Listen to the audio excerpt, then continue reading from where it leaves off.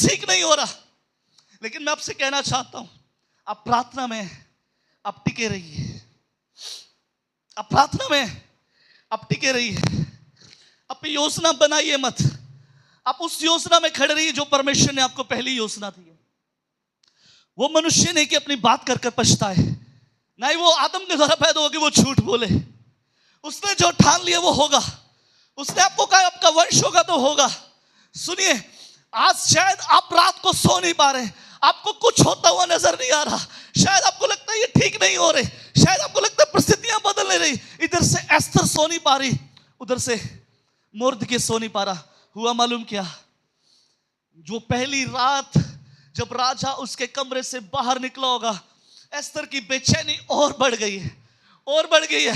हाथ से निकल गया मौका, हाथ से मौका निकल गया, अब कुछ नहीं होगा।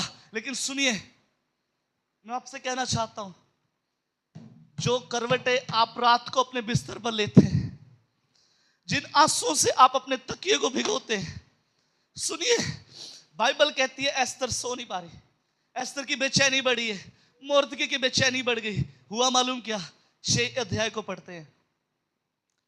जब ये राजा एस्थर के घर से निकला, मुर्दकी के लिए एक और भी प्रीति योजना खड़ी हो गई। जब मुर्दकी सो नहीं पा रहा, एस्थर सो नहीं पा रही, और खतरनाक बात मालूम क्या है? ना एस्थर को मालूम है, ना मुर्दकी को मालूम है कि एक और षड्यंत्र बना दिया गया है। ना एस्थर को मालूम है, ना मुर्दकी को मालूम है कि एक और षड्यंत्र बना दिया गया है। ये दोनों सो नहीं पा रहे। हुआ मालूम क्या? 6 अध्याय की 1 आयत मैं आपके लिए पढ़ रहा हूं। उस रात राजा को नींद नहीं आई। Hallelujah, hallelujah. बाइबल कहती है उस रात राजा को नींद नहीं आई, उस रात राजा को नींद नहीं आई। सुनिए, आप कर्ज के नीचे हैं, आप किसी विपरीत हालात के नीचे हैं, आपके लिए परमेश्वर ने की योजना बनाई है, टिके रहे। प्रार्थना कर रहे हैं तो टिके रहे, योजना मत बनाइए, दूसरी योजना मत बनाइए, प्लान बी मत बनाइए।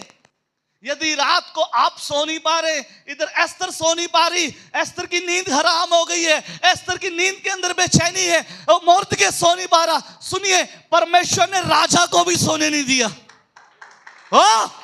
परमेश्वर राजा को भी सोने नहीं देगा। सुनिए, मैं आज आपसे कुछ कहना चाहता हूं। परमेश्वर, जब आपके आंसू परमेश्वर की हुजूरी में बहते हैं, सुनिए, परमेश्वर कुछ लोगों को आपके लिए तैयार कर रहा है। अगर आज रात आप नहीं सो पा रहे, सुनिए, कुछ लोग आपके लिए उठाए जा रहे हैं, कुछ लोग आपके लिए खड़े किए जा रहे हैं, कुछ लोग आपके लिए उठाए जा रहे हैं।